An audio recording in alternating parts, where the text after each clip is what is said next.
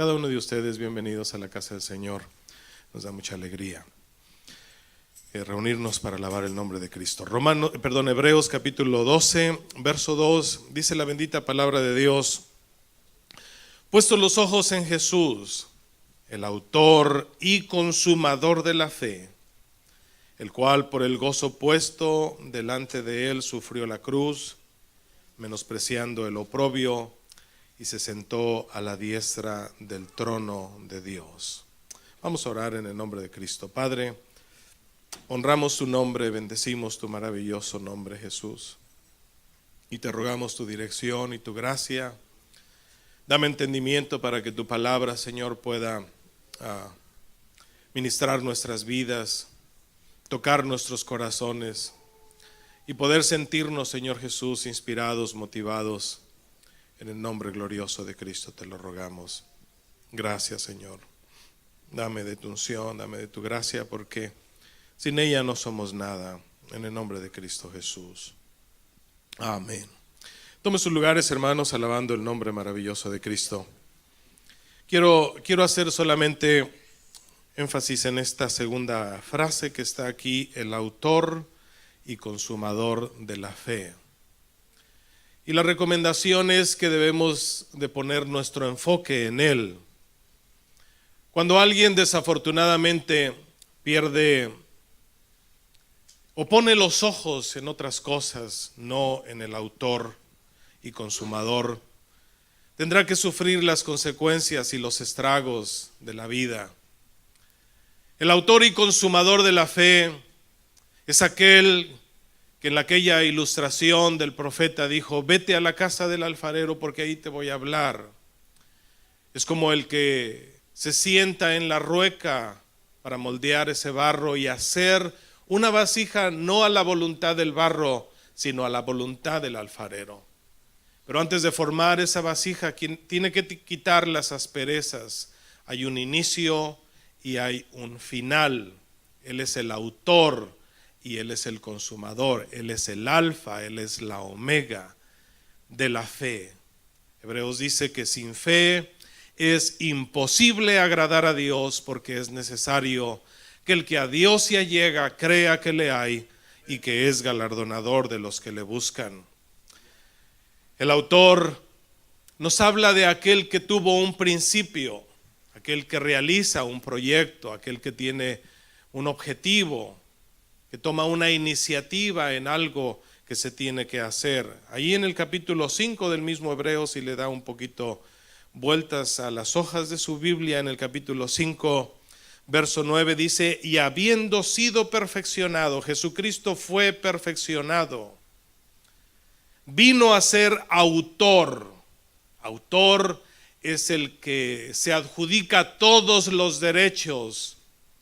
La autoría no es de nadie más. Él es el autor y Él es el consumador de nuestra fe. Y sin fe nosotros no podemos obtener salvación. Él es autor de eterna salvación. ¿Para quiénes es la salvación? Para todos los que le obedecen. El factor de no quitar nuestra vista de los ojos de Dios, que es el autor y consumador de la fe, es la obediencia, indudablemente. No hay otro elemento tan importante como este. Jesucristo como autor no dejará a medias ningún proyecto. Quiero decirle que todo proyecto tiene un inicio, tiene un término medio y tiene un final. Nosotros en la industria mueblera, cada año se realizaban eventos que se tienen que llevar porque las empresas se manejan bajo el eslogan: el que no se renueva se muere. Y cada año había que estar renovando los estilos de los muebles, había que estar innovando. Y los diseñadores, que en los últimos años pues hasta me tocó estar involucrado un poquito en eso, los diseñadores plasmaban una idea en una hoja y eso era un derecho de autor. Los diseñadores tienen en los blueprints o en las copias que ellos ponen, ¿verdad?, para construir algo, ponen un dibujo plasmado de una idea que ellos tienen y ponen el proyecto de cómo se debe realizar, de ahí entra en un proceso de construcción. Y casi siempre la presión del tiempo es el factor elemental para terminar estas piezas. Y cuando las piezas está en un 50% llevada a su término, uno puede decir que ya le llevó ventaja a esto. Entonces, hablar del 50% de proyecto es hablar de una ventaja favorable. Ya cuando uno pasa del 50%, ya uno puede decir, estoy por concluir esta obra. El Señor Jesucristo, ahí en Lucas capítulo 13,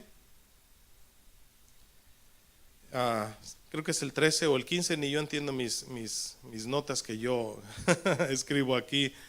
Verso 32, 15:32 creo que es, si lo pueden poner, es cuando Jesús le dice a los fariseos, ¿verdad? Que le dicen, vete de nuestra ciudad porque Herodes te quiere matar. Herodes 13. Y les dijo, o sea, Jesús les dijo a esos fariseos, vete de nuestra tierra porque Herodes te quiere matar. Y Jesús le dijo a esa gente, vayan y díganle a aquella zorra. Así le llamó Jesús a Herodes, zorra. Uno puede ver el carácter de Dios aquí. Uno puede ver que Dios iba a terminar su obra, iba a concluir su obra. Vayan y dígale a aquella zorra que él no me puede matar antes de la víspera, que hay un proyecto que yo tengo que hacer. Vayan y díganle a aquella zorra, he aquí hecho fuera demonios, hago curaciones hoy y mañana, y al tercer día, ¿qué dice? Termino mi obra. Jesucristo no iba a dejar su proyecto concluido. Dios no iba a permitir que el objetivo por el cual tú y yo estamos reunidos en esta tarde quedara inconcluso. Él es el autor y Él es el consumador de la fe. Gloria al Señor Jesucristo, bendito su nombre. Filipenses capítulo 1 verso 6 dice, estamos persuadidos de esto. Persuadido es estar con nuestra mente totalmente convencidos. Nadie puede quitar ese pensamiento de nosotros. Estoy persuadido del que comenzó en vosotros la buena obra, que dice, hermanos, la perfeccionará hasta el día de Jesucristo. El que comienza una obra no es como el que decía mi papá, a veces haciendo un poquito de burla de nuestros proyectos, es que tú tienes arranque de caballo bueno y parada de burro. Porque iniciábamos los proyectos con mucho entusiasmo y voy aquí, voy allá y voy a hacer esto, y de repente, ¡pum!, uno daba el frenazo, y cuando el burro se sienta, hermanos, con la carga, no hay quien lo mueva. Uno puede hacer tanta cosa con ese animal y ese animal se sienta y no hace nada. A veces nosotros en nuestros proyectos de vida hacemos eso, pero no es así con Jesucristo. Jesucristo inicia una obra y termina una obra. Eso nosotros lo debemos tener claro. Y Él inició una obra en ti, inició una obra en mí, y no la va a dejar inconclusa. Dios tiene un proyecto, Dios tiene un propósito, Dios tiene un objetivo para tu vida y para mi vida, porque Él es el autor y consumador. Él es el que inicia y Él es el que termina. Nosotros en nuestra obstinación humana, nuestra mente humana, en muchas ocasiones nos empecinamos en quitar los ojos del autor y consumador de nuestra fe. Y cuando quitamos los ojos del autor y consumador de la fe, tenemos que afrontar las consecuencias de nuestra irresponsabilidad y de nuestras malas decisiones. Pero cuando tú le entregas tu voluntad a Dios, cuando eres un barro noble que se ha dejado moldear por el alfarero divino, tu vida terminará realizada en el proyecto de Dios, no en el proyecto tuyo. Uno en la vida como cristiano ya no ejerces tu voluntad, sino que Dios ejerce su voluntad en nosotros. Y en muchas ocasiones, o en la mayoría de las ocasiones, Dios te tiene que pasar por procesos para que esto sea posible. Porque el ser humano en su condición física natural es por consecuencia obstinado, necio. Entonces Dios en el proceso, el que inicia en usted la buena obra, el que inició en mí la buena obra, la culminará. No dejará su obra inconclusa, sin terminar. Dice su palabra que los que son de Él, los que están esculpidos en su mano, dice así la palabra, esculpido es cincelado, grabado, hermano, en su mano. Estás ahí, dice, los que son míos, nadie los arrebata de mi mano. Los tengo grabados en mi mano derecha y nadie los arrebata de mi mano. No sé cuántos de ustedes se consideren hijos de Dios y cuántos se consideren que son de Él, que los lavó, que los compró, que Él está trabajando en nosotros para purificar nuestra vida. Quiero hablarle de estas 3 ocasiones que yo encuentro en la Biblia donde Jesús habla de un principio. Y bueno, solamente si lo pueden proyectar para irnos un poquito rápido y enfatizar mucho en esto. Génesis 1:1, ¿quién no conoce Génesis 1:1? ¿Qué ocurre ahí, hermanos? En el principio, hay un principio en Génesis 1:1. Es el autor iniciando un proyecto. En el principio, ¿qué hizo Dios? Creó los cielos y la tierra. La tierra estaba desordenada, la tierra estaba vacía. Entonces Dios tiene un inicio al principio de la humanidad. Él es el autor, Él es el consumador de la fe. La fe estaba surgiendo, no creó al garete el proyecto de la formación y de la ordenación de las cosas al principio. En el principio fue Dios el que inició todas las cosas. Y dice el capítulo 2, verso 1, dice, fueron pues acabadas los cielos y la tierra y todos el ejército que en ellos, o sea, ese proyecto inicial fue terminado, no terminó, no quedó inconcluso. No dijo Dios, bueno, pues aquí lo empecé, a ver cuándo lo termino. No, Dios termina esa buena obra. Y lo interesante de todo esto, amados hermanos, que Él termina su obra en el 7º día, gloria al Señor, que es el día de reposo, y que ese reposo vuelve a surgir su voz, vuelve a lanzar su voz, ahí en San Juan capítulo 19, verso 30, cuando dice la palabra de Dios que le dieron a tomar vinagre. Y él cuando lo prueba creyendo que era agua, porque en su expresión cuando estaba en la cruz del Calvario dijo, tengo sed. Y los soldados romanos, para agilizar su tormento, para martirizarlo un poquito más, dice la palabra que mojaron una esponja o un hisopo o un trapo que absorbía y le dieron a tomar vinagre con hiel, y él no lo quiso tomar, gloria a Dios, porque él tenía sed de agua. Él quería saciar en su momento de agonía, quiso saciar su sed, y dice la Biblia que él no lo quiso tomar. Y después de esto, dice ahí en San Juan, gloria al Señor, capítulo 19, verso 30, dice, cuando Jesús hubo tomado el vinagre, dijo, consumado es. El autor y consumador de la fe es Cristo Jesús. Aquí está hablando de una consumación, de un proyecto concluido. Quiero decirte, amados hermanos, que esta expresión consumado es, y habiendo inclinado la cabeza, entregó el espíritu. Esta expresión dice consumado es porque el proyecto de la mitad de la historia estaba consumándose.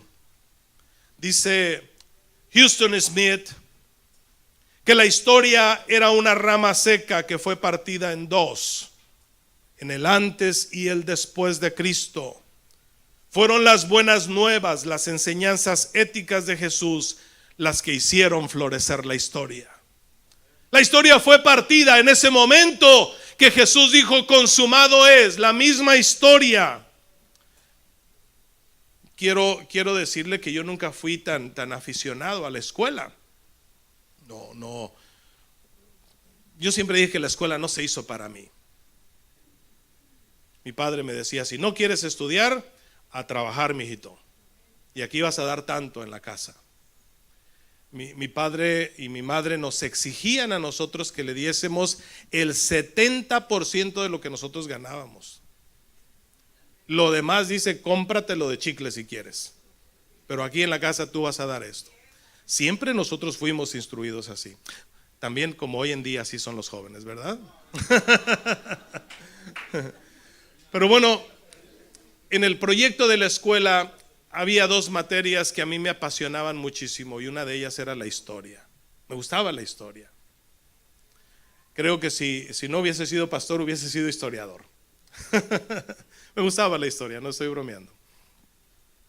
La historia y la lectura fueron mi pasión.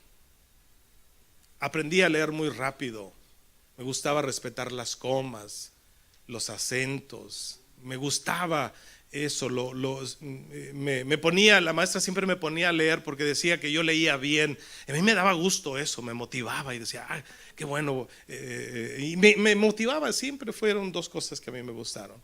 Y en la historia secular uno aprende de personajes que marcaron la historia, algunos filósofos, algunos héroes de nuestra nación, que son parte de la historia, y a mí siempre me apasionó la historia de las conquistas en el mundo occidental, en el mundo oriental. Todo lo que surge me apasionaba, y siempre yo veía un antes de Cristo y un después de Cristo, pero yo no conocía a ese que había partido la historia en dos y que la había hecho florecer. Y ahora que yo lo conozco, ahora que yo le sirvo, me doy cuenta que la historia realmente era eso, es una rama seca, no tiene vida, no tiene esencia, no tiene valor si tú quitas a Jesús del antes y el después de Cristo. Gloria al Señor. Por eso Jesucristo, cuando estaba en la cruz del Calvario, dijo: consumado es. ¿Qué estaba consumado? Estaba consumado el tiempo de la redención, el tiempo de la gracia.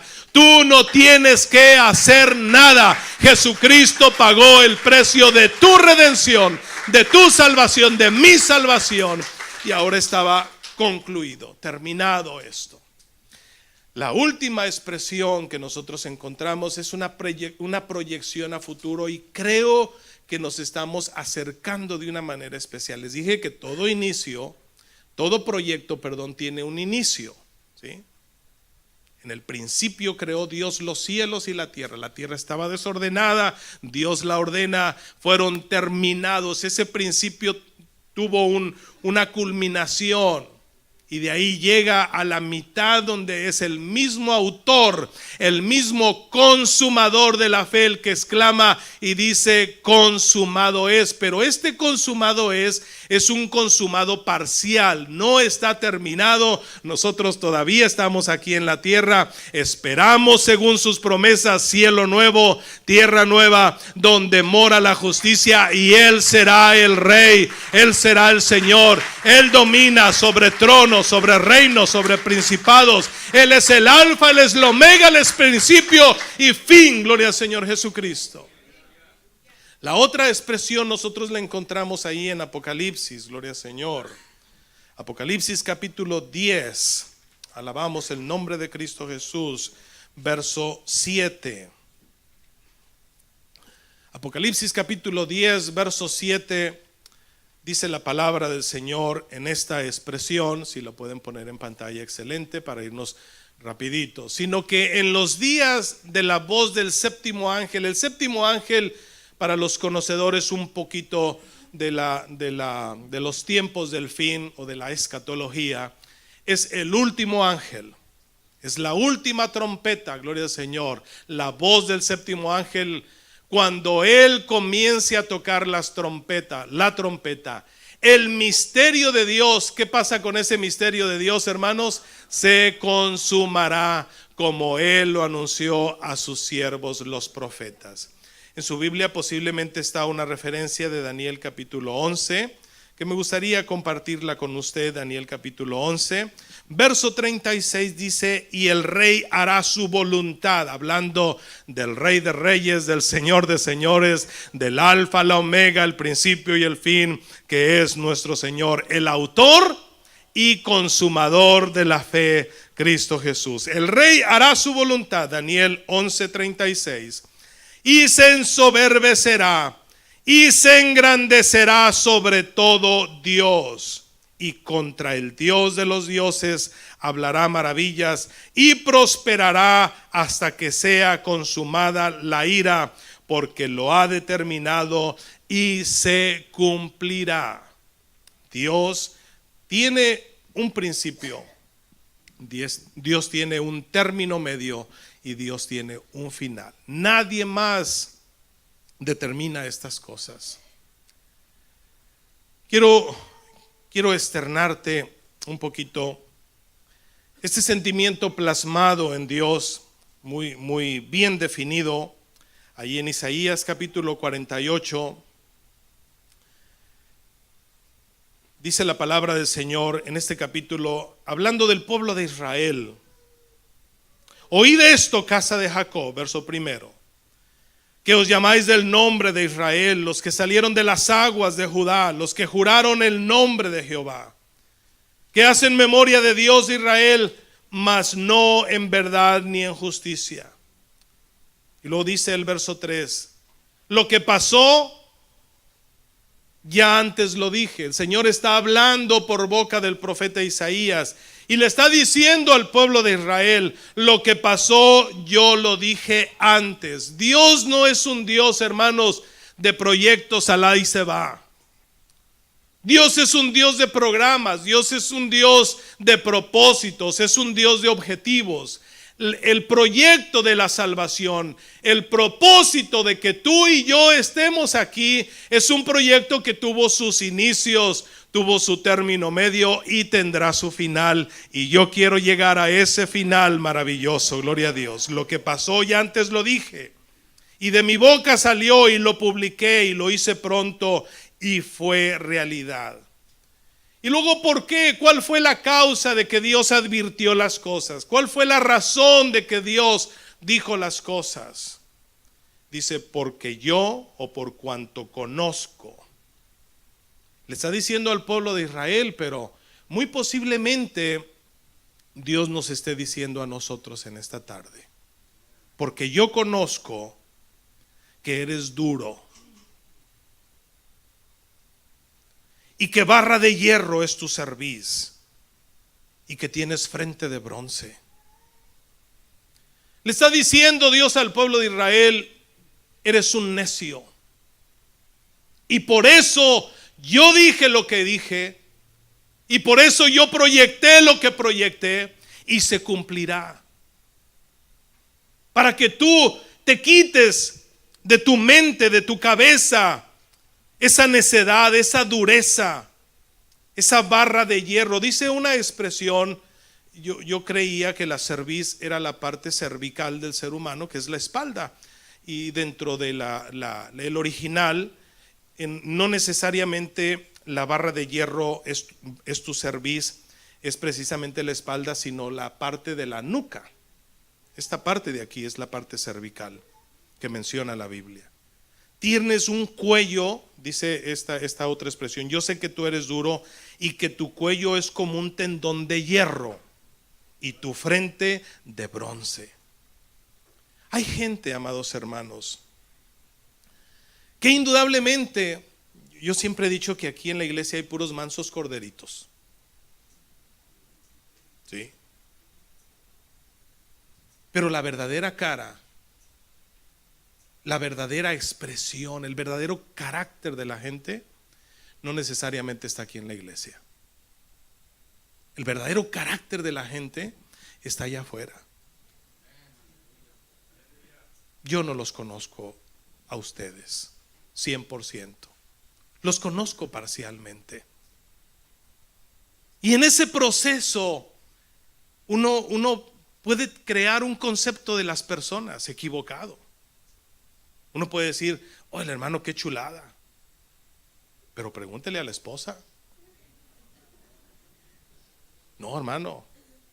Los dichos no por algo se dicen. Caras vemos, corazones no sabemos. Pero ¿habrá alguien aquí que pueda engañar a Dios? Dios conoce quién eres tú realmente. ¿Qué estás haciendo? Dios conoce si tú te pones esa careta y pintas esa sonrisa. Como la canción que cantaba Javier Solís, ¿verdad? Payaso con careta de alegría. Nada más. Pero por dentro posiblemente estamos con una vida desbaratada. Entonces Dios habla con el pueblo de Israel y le dice: yo te conozco, a mí no me puedes engañar. Yo sé que tu cabeza es dura. Yo sé que que tu cerviz es de hierro y que tu frente es de bronce. Imagínate el carácter que tenía el pueblo de Israel. El pueblo de Israel, cuando Isaías escribe esto, no es lo que es hoy el pueblo de Israel. ¿Sabes por qué Dios trató tantos años, miles de años con el pueblo de Israel? Por su idolatría. Dios batalló mucho con el pueblo de Israel por su idolatría. Y dice: ¿qué nación hay entre las gentes que defraude a sus dioses aunque no son dioses? ¿Qué nación hay que diga: el Dios al que yo le sirvo no es mi Dios, y se vaya a otros dioses? El único pueblo que echaba tras sus espaldas al único y verdadero Dios fue el pueblo de Israel.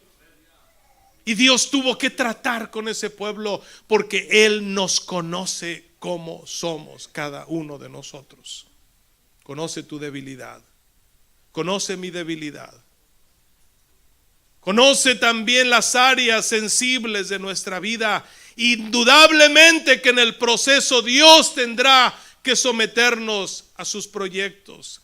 Él es el autor y Él es el consumador de la fe. Y si ya Dios te tiene en la mira, si ya Dios te escogió, te predestinó, te santificó, te purificó, te glorificó, no te va a soltar. Pero en ese ínter hay un proceso por donde Dios te va a pasar. El día de ayer me ministraba el Señor y me confirmaba esto que yo les voy a decir. Porque de entrada me encontré con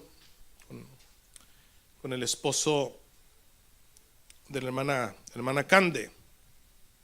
¿Cómo se llama el esposo de la hermana Cande, hermano Rubén? Hermano Mario.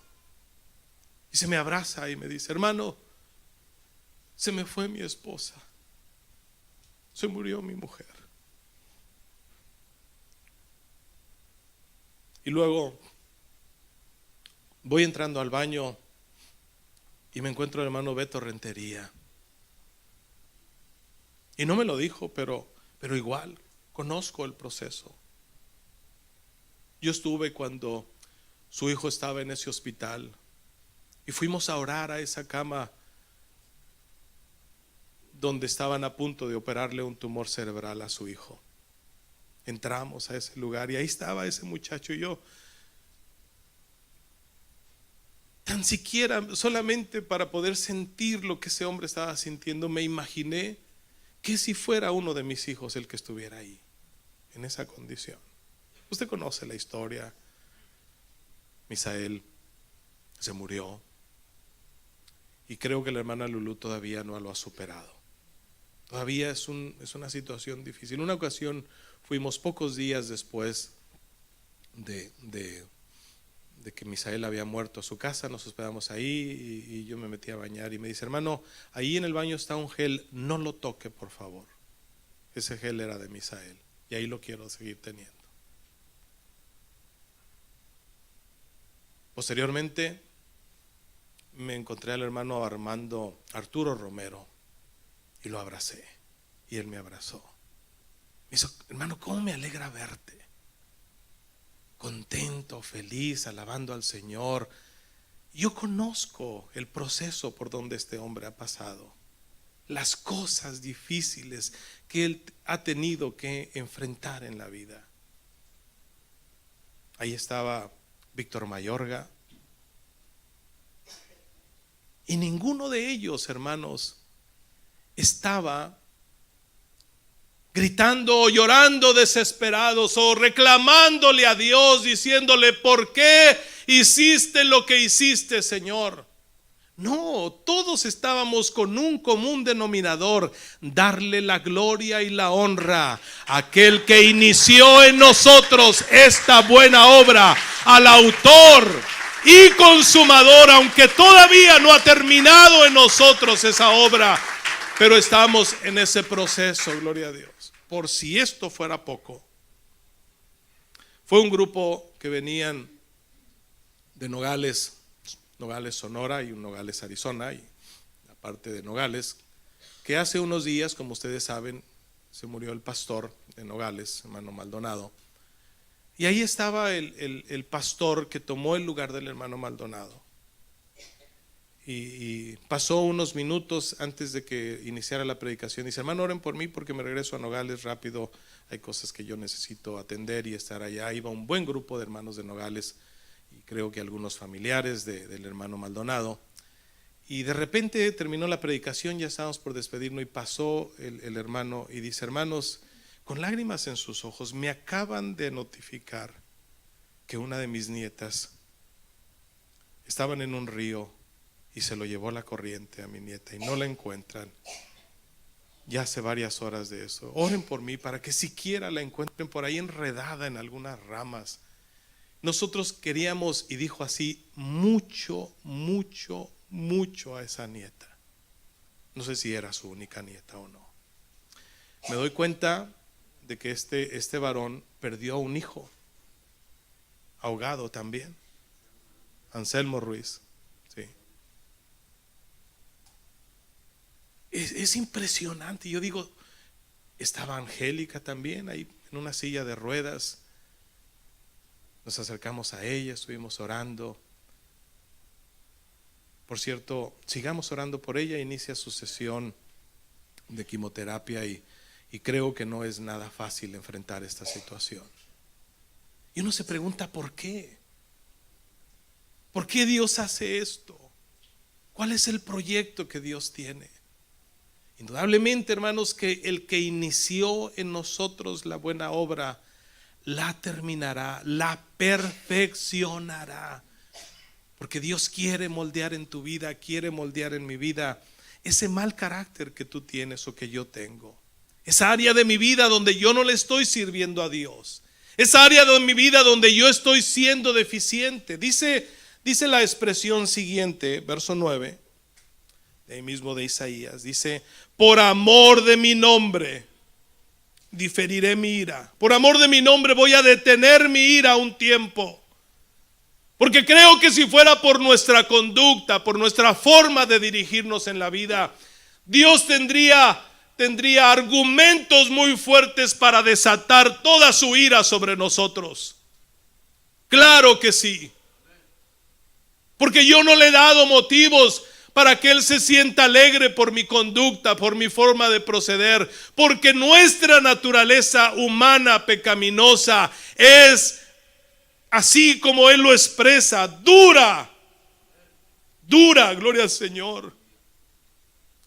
Por amor de mi nombre. No es cuestión de orgullo, sino porque simple y sencillamente el factor, amado hermano, entiéndelo, el factor que detiene la mano de Dios para no destruirte es eso que Él dijo allá en San Juan capítulo 3, porque de tal manera amó.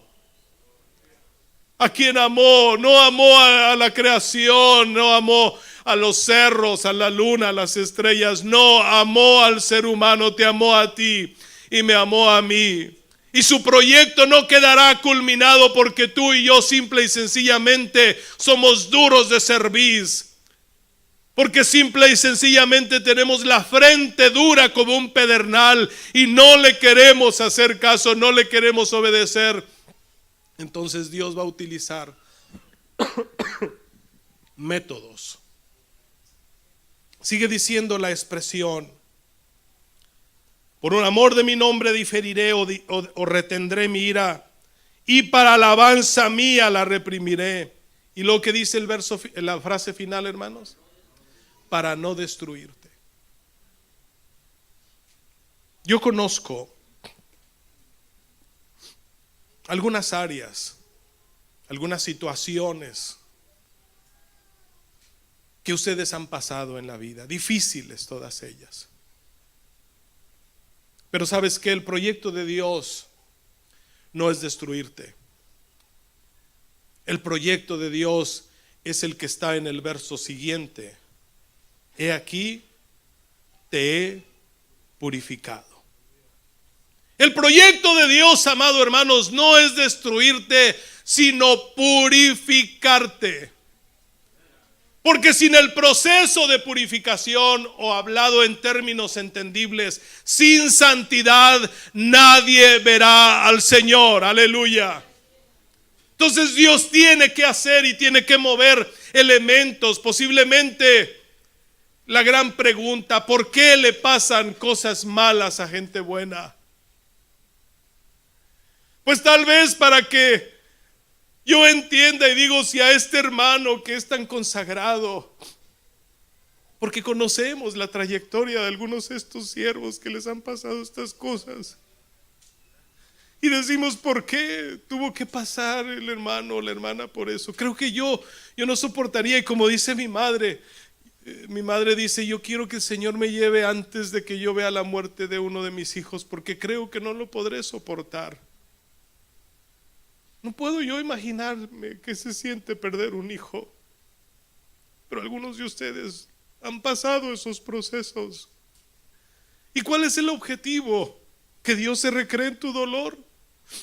¿Cuál es el propósito? Que Dios diga: mira cómo lo estoy haciendo sufrir. No es el proyecto de Dios. Número uno es porque Él te ama, y número dos es porque te está pasando por los filtros para purificarte, para quitar de nosotros nuestra necedad, nuestra obstinación.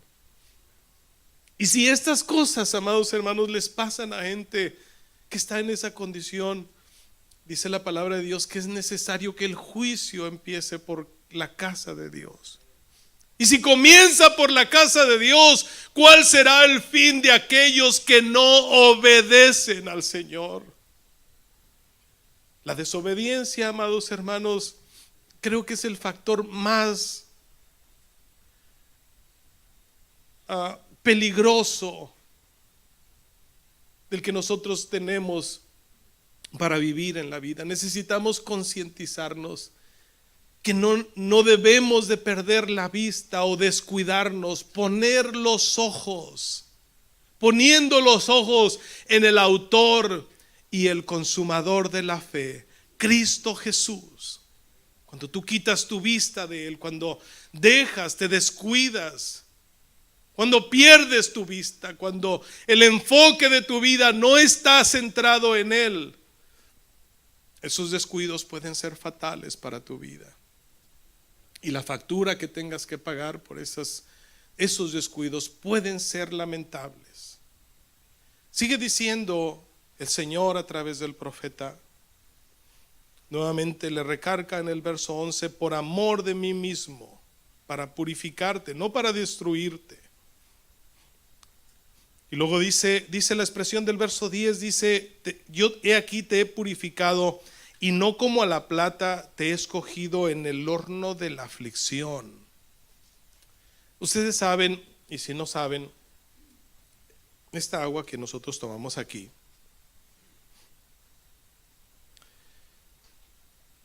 nadie la agarró del río y la depositó aquí. Esa agua, para que yo la pueda tomar, entró en un proceso. A ese proceso se le llama proceso de purificación, ¿sí? Y pasa por varios filtros.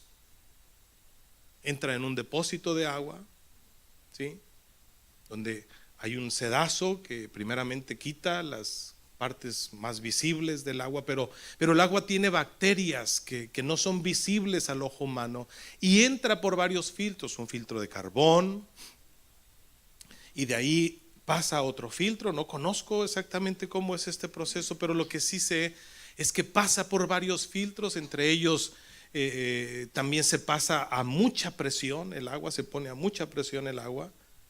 De ahí pasa a rayos ultravioleta también para quemar todas esas cosas que hay, impurezas, y pasa, ¿verdad?, por otro proceso donde entra en un proceso de suavidad también, porque para que el agua sea tomable, tiene que estar con los elementos necesarios para que no cause algún problema, alguna situación, alguna indigestión, algún daño de bacterias sobre nuestro cuerpo. Entonces, de la misma manera, ilustrado de esta forma tan sencilla, Dios a nosotros nos pasa por varios filtros en la vida. No para que tú levantes la voz y digas, ¿por qué a mí, Señor? No, para que simple y sencillamente entiendas que Dios al que ama castiga y corrige a todo aquel que recibe por hijo. No para destruirte, sino para purificarte, para que tú puedas ser algo agradable a Él, para que Él pueda tomar esa agua, la pueda vivir, que no seamos como ese vinagre que le dieron, impuro, que no tenía los elementos para saciar la sed que Él tenía. Dios todavía sigue diciendo, tengo sed, y el agua que tú le puedes proporcionar a Él tiene que ser un agua purificada. El que cree en mí, como dice la Escritura, de su interior correrán ríos de agua viva. No será un agua estancada, será un agua purificada que tú le puedes dar para que el Señor la pueda beber. Bendito sea el Señor. Dios a nosotros nos pasa por esos mismos procesos. ¿Cuál es el objetivo de Dios? Dice el verso 17, así dicho Jehová, de ahí mismo del capítulo 48 de Isaías, verso 17, así ha dicho Jehová Redentor tuyo, el Santo de Israel, yo Jehová el Dios tuyo. ¿Cuál es el propósito de Dios, hermanos? Que te enseña provechosamente. O sea, todo este proceso que Dios le está diciendo al pueblo de Israel, le dice, yo lo estoy haciendo para que tú aprendas y que ese aprendizaje sea en tu vida provechoso. En Dios no hay casualidades. En Dios no hay circunstancias sueltas. Dios tiene propósito. Cuando nosotros no valoramos, cuando nosotros no entendemos. Yo me vine, hermanos, el día de ayer con el corazón partido. Y yo le decía al Señor, Señor, no sé cómo pudiera yo reaccionar si fuese yo el que hubiese recibido una noticia como esta. Ese hombre se paró, nuestro hermano se paró y dijo con una valentía que solamente puede surgir de un corazón que está consciente que es enseñado para provecho.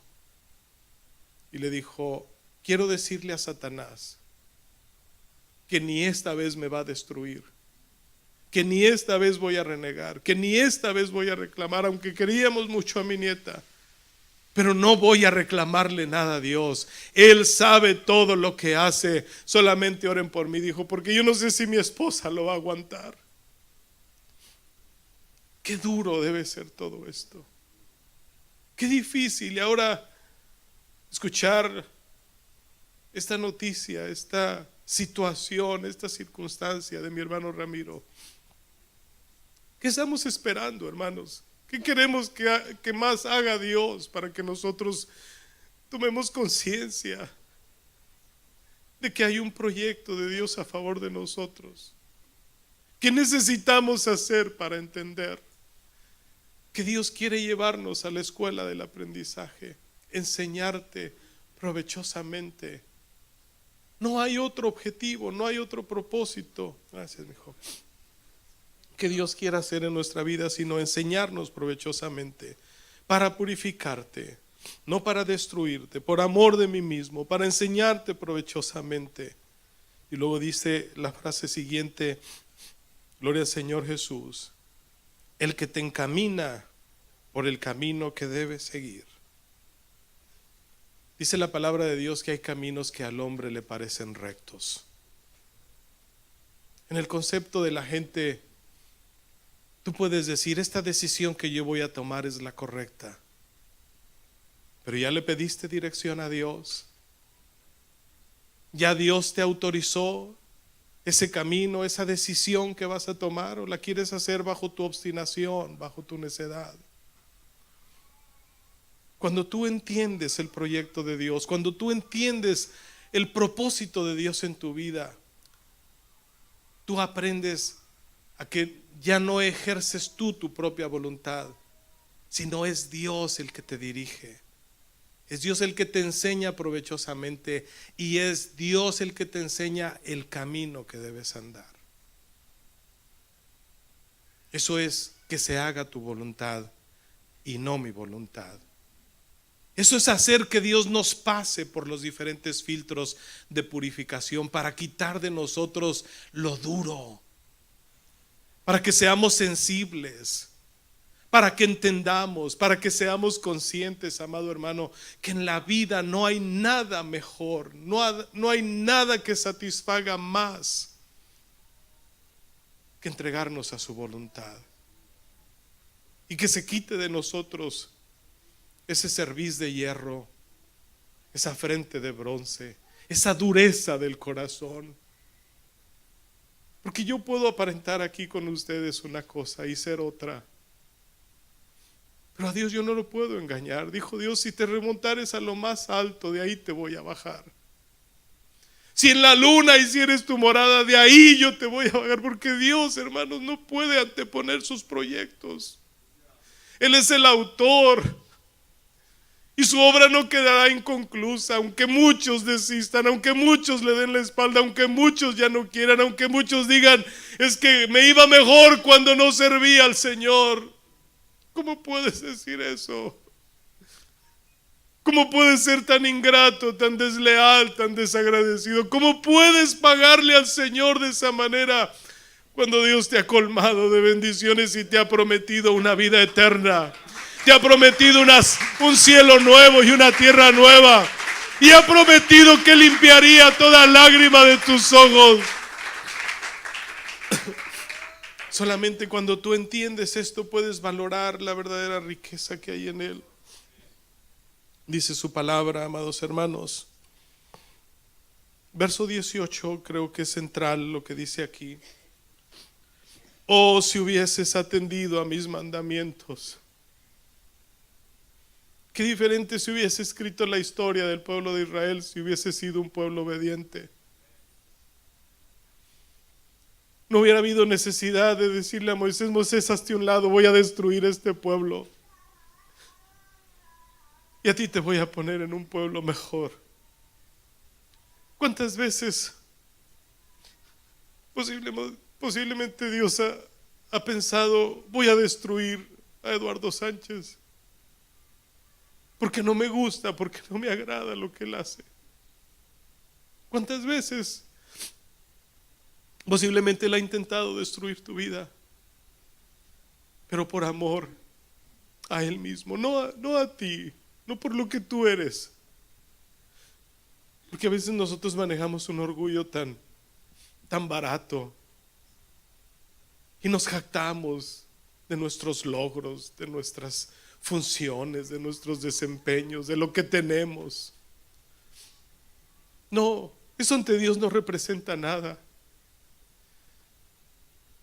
Lo que quebranta el corazón de Dios es un corazón sencillo, un corazón sensible, un corazón que puede sentir su palabra, un corazón que tiembla su palabra.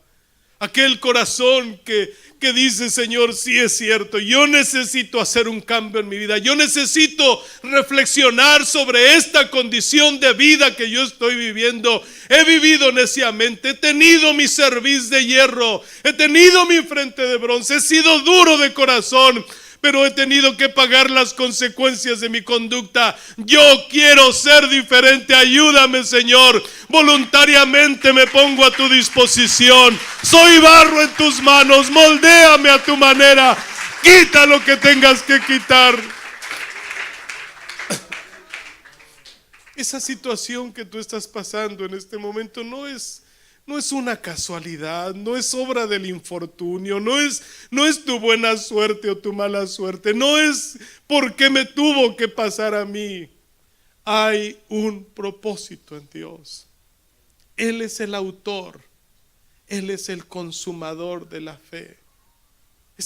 Esta vida sin Jesús simple y sencillamente no tiene sentido, no tiene valor, no tiene objetivo. Bendito Dios. Si hubieses atendido a mis mandamientos, si me hubieses obedecido, fuera tu paz como un río. ¿Por qué tenemos que pasar tantas adversidades en la vida? ¿Por qué tenemos que sufrir tantas situaciones en la vida? ¿Sabes qué, amado hermano? Cuando tú eres obediente al Señor, tú puedes ver en el corazón de toda esa gente que ha pasado por procesos que posiblemente tenías que haber sido pasado tú y haber sido pasado yo. Tú puedes ver en el corazón de ellos que hay una paz. Porque obedecer a Dios implica lo más valioso en nuestra vida. Justificados pues por la fe.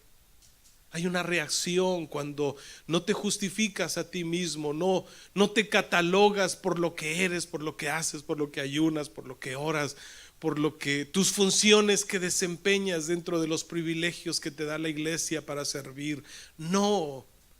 Cuando te justificas a través del autor y consumador de la fe, justificados pues por la fe, tenemos paz para con Dios por medio de nuestro Señor Jesucristo. Él es el único que te puede dar esa paz. Si me hubieses obedecido, no estarías desesperado, no estarías pasando lo que estás pasando ahora.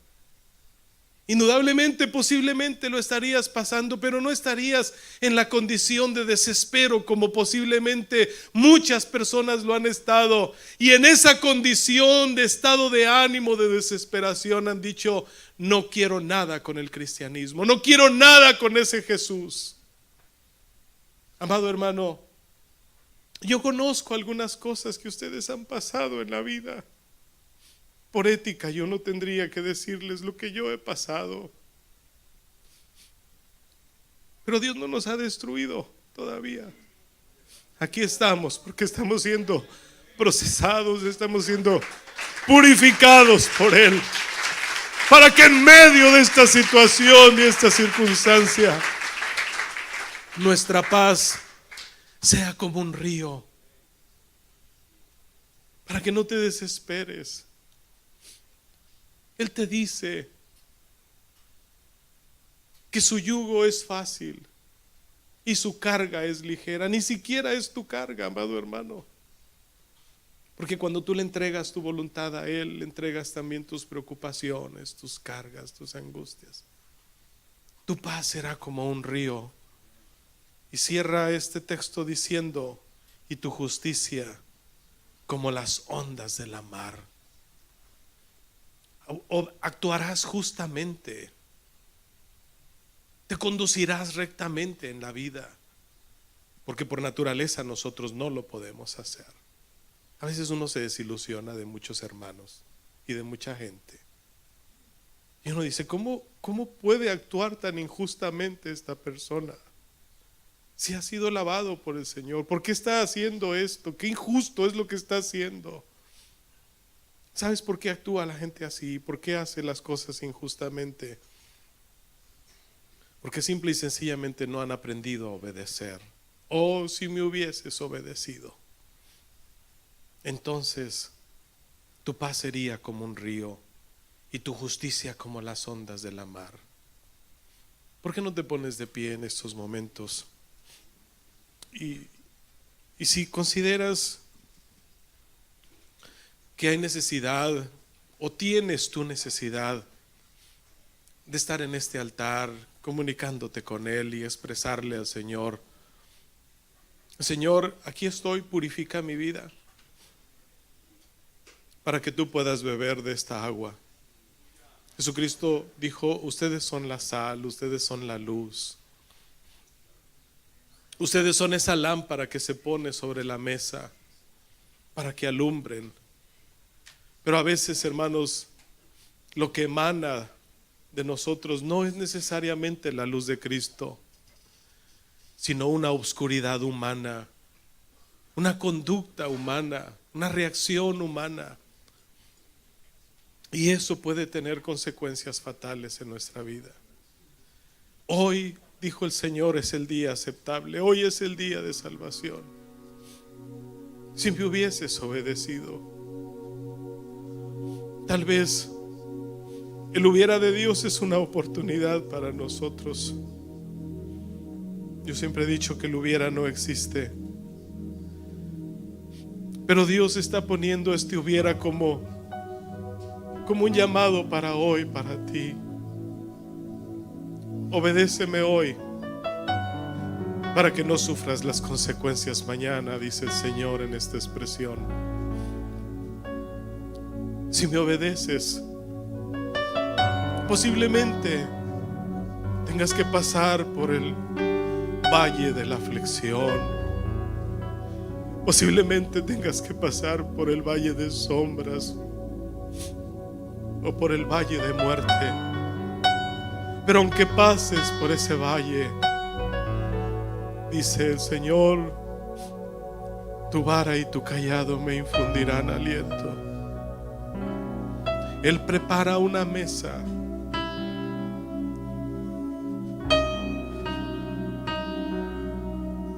para nosotros.